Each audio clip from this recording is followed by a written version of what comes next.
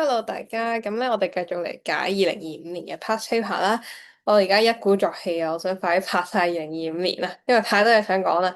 好，咁咧就我哋嚟到第三條啦。咁佢係一條 Rachel 嘅題目嚟嘅。你見到咧佢即係 section A 出咗成10分關於 Rachel 啦。咁我有好多學生，尤其是今年中六嘅學生咧，成日都話想放棄 Rachel 嘅。咁我成日都叫佢你唔係癲啦，因為佢近年嚟咧成日 Rachel 都放喺 section A、section B，就算。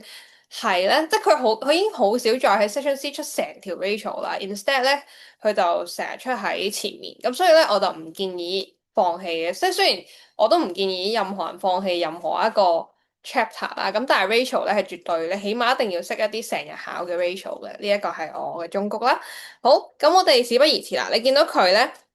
叫我哋就咁計嘅啫個 ratio，咁而佢咧就係、叫你咧 correct to two decimal place 咧已經係常態噶啦，即係作為一個將會考 DSE 嘅學生，或者你做得多 ratio，即係做得多 past paper 咧，你冇理由唔知道係 two decimal places 係一個重點噶啦。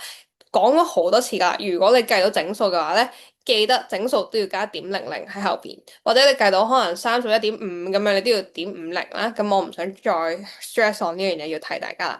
好。跟住咧，我哋嚟啦，第一個要計嘅 net profit ratio 啦，咁要提大家嘅嘢喺呢一度。net profit 咧係 before tax，咁咧佢題目提供咗俾我哋嘅嘢咧，我哋望一望先。嗱，Mario Limited 咧佢係年尾咧係12月31號係年尾嘅，OK？咁12月31號係年尾，咁1月1號係年頭啦。咁所以咧，佢俾咗一系列嘅 item 我哋啦，例如佢俾咗年頭嘅數呢啲 balance 我哋，俾咗年尾嘅 balance 我哋。咁咧，佢 net profit 咧係 after tax，咁但係我哋 net profit ratio 係要用 before tax 啦。咁所以咧，我哋 before 嘅時候，我哋要加翻個 tax 啦。我哋就係調息應該係咧 net profit 係350,000，我哋要加翻個 tax 啊，咁我哋成日咧會俾 before 呢個字咧呃到啦，我哋成日都會想好似想減咗佢咁樣啦，但係你記得你係 before 嘅話係要加翻個 tax 啊，即係同樣地 happens on 例如 return on capital employed 都係一樣做法啦，before interest and tax 係加翻佢嘅，OK，下邊咧就係 sales 啦，咁我哋就咁寫翻 over 翻 sales 係1620,000咯。咁咧要留意嘅位係咧，我哋平時呢一度嘅位咧係要 net sales，即係換言之，佢如果題目話俾我哋聽有 returns inwards 嘅話咧，我哋就要減 returns inwards 噶啦。不過呢度冇，咁所以唔需要嚟啦。跟住乘以100%，咁你就會計到咧，佢一開頭係24.38%噶啦。咁單位好重要啦。咁你千祈唔好變咗0.24啊！佢講到明咧，我哋 net profit ratio 咧一定係 percentage 噶啦，咁所以唔好錯呢個位啦。跟住第二個啦，inventory turnover，咁就係 cost of goods sold over average inventory。咁咧佢題目咧係冇直接俾 cost of goods sold 我哋嘅，但係佢有俾 open inventory，有俾 purchase，有俾 closing inventory 我哋嘅。咁所以咧係我哋要自己揾翻 cost of goods sold 咯喎。嗱，cost of goods sold 你 bear in mind 一樣嘢咧，其實就係等於 opening inventory 加 purchase 加sorry 減 closing inventory 啦。嗱，呢個應該係你背到滾瓜爛熟嘅一個 formula 嚟噶啦。OK，咁 opening inventory 喺邊度啊？就係年頭呢一個數咯，年頭 inventory 188,000加翻 purchase 659,000減翻 closing inventory 係923,000啦。咁呢個就係個 cost of goods sold 啦。除翻 average inventory 就咁用翻 opening inventory 188,000加 closing inventory 923,000除二咯，冇懸念啊！佢完全冇 tricky 嘅位啊！你背咗條式就咁套用翻入去就得到答案啦。咁應該會計到係5.38個 times。咁記住啦，所有嘅 turnover 咧，佢嘅單位都係 times 嘅，無論係 trade receivables turnover、trade payables turnover 定係 inventory turnover 都係用 times 作為單位噶啦。好，跟住第三個 exit tax ratio，咁咧我驚大家咧太少見呢個 term，唔記得佢其他名啦。咁佢其他名咧就係 quick ratio 或者 liquid ratio 啦，我哋熟啲嘅。咁佢就係 current asset 減 inventory 除翻 current liability 啦。佢比起 current ratio 有啲咩特別咧？就係佢再嚴格啲嘅，佢就唔 regard inventory as 一個 current assets 嘅，佢就係即係最流動嘅資金啦，就係錢啦、現金bank 嘅錢啦，同埋 trade receivables 各樣啦。咁我哋就好啦，我哋望翻先，2024年年尾咧，嗱我哋唔計 inventory 啦，我哋要計 trade receivables 264,000啦。跟住好啦，你見到 bank 陰濕嘅，俾咗 credit 你，所以佢咧暗示銀行負數喎。咁其實佢就係一個 bank overdraft 嚟嘅。而 overdraft 咧，精明嘅你應該要知道啦，佢係一個 current line 嚟嘅，佢就唔會係一個 current asset 啦。咁所以咧，我哋嘅 bank overdraft 呢度幾多錢啊？呢15,000咧就應該放喺下邊啦。OK，跟住 trade payable 係 current line 啦，所以我哋加落去，睇下先313300咯。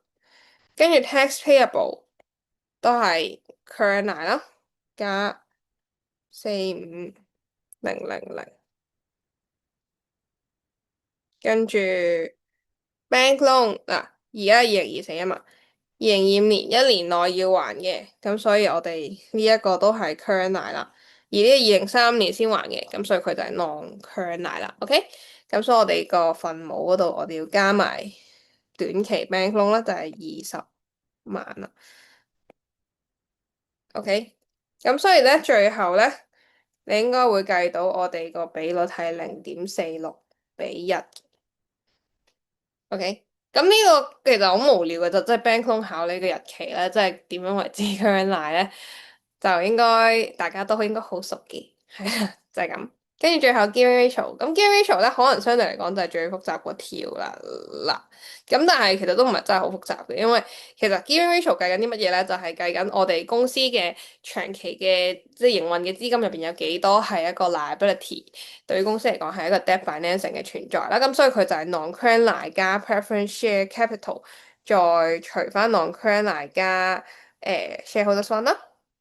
去翻嚟，咁我哋望下呢度啦。嗱，題目入邊咧，佢俾咗我哋嘅嘢咧，佢其實係冇俾到我哋有 preference share 嘅，咁所以我哋就咁用翻 non-current line 就得噶啦。而我哋嘅 non-current line 其實已經 identify 咗得一個啫，就係66萬呢一個位啦，66萬。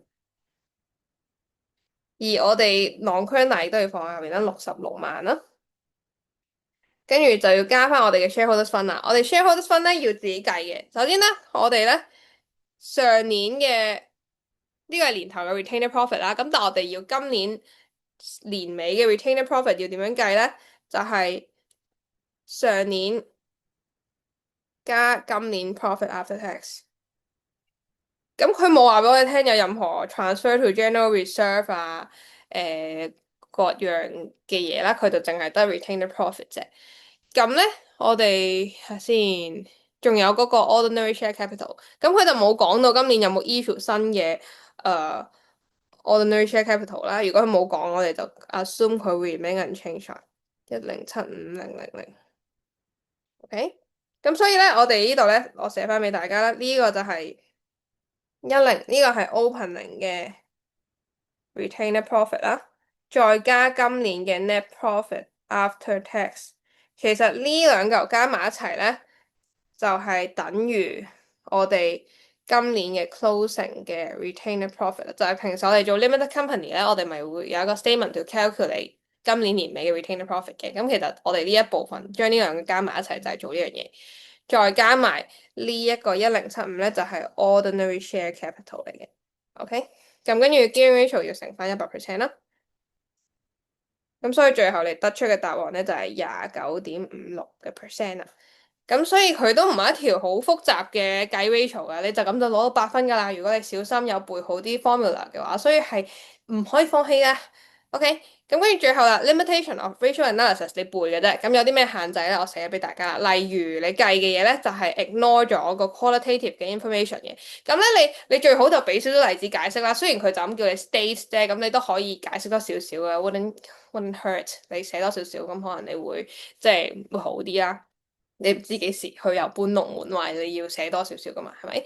咁所以例如有啲咩 qualitative 嘅 information 咧，就係可能係 staff morale 員工嘅士氣啦，或者你嗰個企業管治佢係點樣咧，你係唔能夠透過 racial 去睇到嘅，因為你 financial analysis 只係一啲quantitative，即係只係一啲數據上面一啲可以量化得到嘅嘢，咁但係一啲質量嘅嘢你睇唔到嘛。咁第二個 limitation 咧就係various accounting practice，唔同嘅 accounting practice 咧令到 comparison of ratios from different firms difficult 啦，好難去比較，因為你每間 firm 用嘅 accounting practice 可能唔同啦，可能一間用straight line，一間用 reducing balance 去計 depreciation 已經可以慳天共地㗎啦。咁所以咧即係我哋去比較唔同公司嘅時候會有困難啦。除咗呢啲 limitation，仲有啲其他可以接受嘅答案嘅，就例如係可能ratio 淨係考慮到一啲 past 嘅 historical 嘅accounting information 啦，咁但係佢未必能夠去 reflect 到佢嘅 future 等等啦。咁呢個你睇翻書就 OK 噶啦，咁就唔照咁背嘅啫，咁冇乜特別。